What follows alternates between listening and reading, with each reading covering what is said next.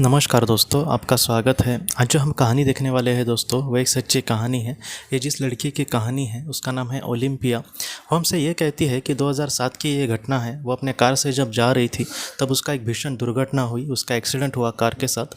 और वो ये कहती है कि उसने अपने आप को एक अलग ही दुनिया में पाया। वो बादलों की ऐसी शुभ्र रंग की दुनिया थी, सफ़ेद रंग की। और उस दुनिया में ओलंपिया ये कहती है कि वो उसने किसी भी इंसान को या फिर किसी भी आत्मा को वहाँ पर दिखा नहीं।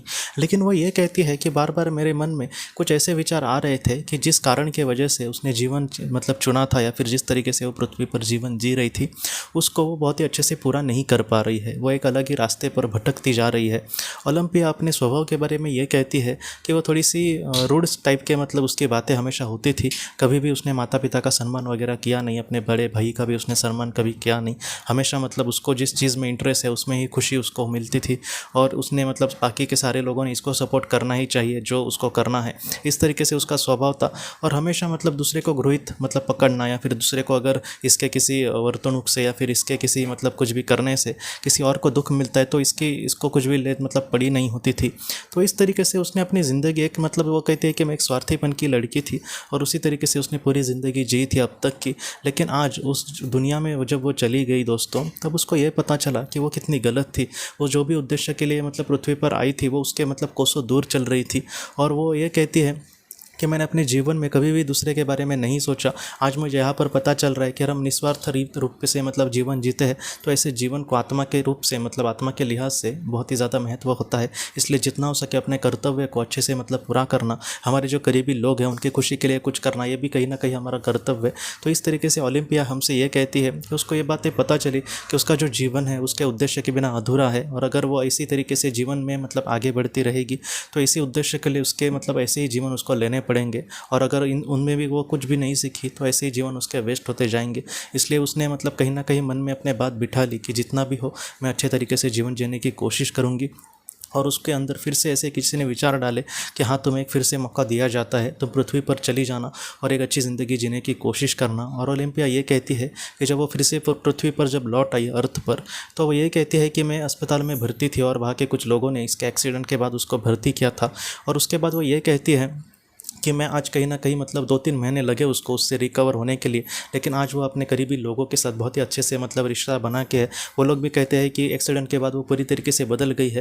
लेकिन ओलंपिया को समझ आया है कि हम जो जीवन जीते हैं उसमें सिर्फ खुद की खुशी के बारे में ना सोचना, बल्कि हमारे करीबी लोग जो है या फिर हमारे संपर्क में जो भी लोग आते हैं उनको हम कितनी खुशियाँ बांटने की कोशिश करते हैं, निस्वार्थापन से हम कितना कर्म करते हैं। इसके ये जो सारी बातें हैं हमारी आत्मा के लिए बहुत ही ज़्यादा महत्वपूर्ण होती है।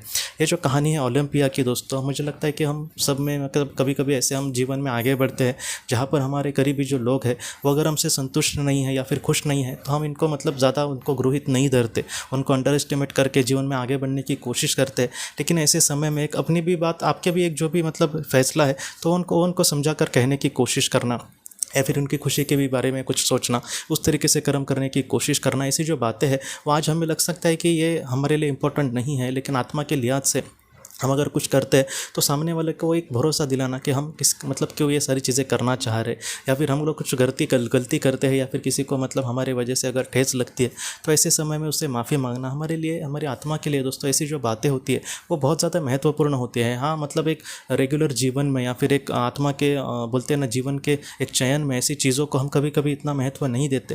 लेकिन आत्मा जब इस उस प्रोसेस पर या फिर उस प्रोग्रेस पर आगे जब बढ़ेगी तो ऐसी जो बातें होती है, जैसे उस आत्मा ने किस तरीके से ज़िंदगी जी, ऐसी जो सारी बातें हैं दोस्तों उसके विकास के लिए और उसके आगे के गति के शीलता के लिए बहुत ही ज़्यादा महत्वपूर्ण होती है। इसलिए जितना हो सके रोज़ के जीवन जीते समय मैं कम से कम किसी को दुख नहीं ना दे रहा। मैं जो भी जीवन में कर रहा हूँ इन सारी चीज़ों से किसी को दुख नहीं ना मिल रहा। मैं जो भी कर रहा हूँ वो अच्छा कर रहा हूँ ना। ऐसी जो बातें हैं वो हमारे मन में थोड़ी सी लाकर हमें अपने जीवन में आगे बढ़ना होगा दोस्तों। तो दोस्तों हम अपने अगली वीडियो में किसी नए विषय को लेकर मिलेंगे। तब तक आप अपने परिवार का ख्याल रखना। आपका बहुत बहुत धन्यवाद।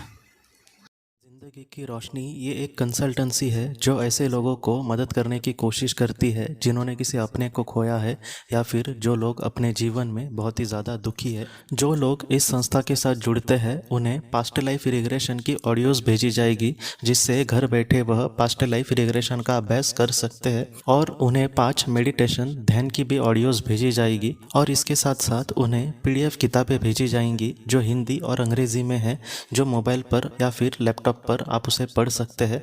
और 10 ऑडियो बुक्स भी आपको भेजी जाएंगी। तो दोस्तों, अगर आप इस संस्था के साथ जुड़ना चाहते हैं तो कृपया इस नंबर पे व्हाट्सएप मैसेज करें। आपका बहुत बहुत धन्यवाद।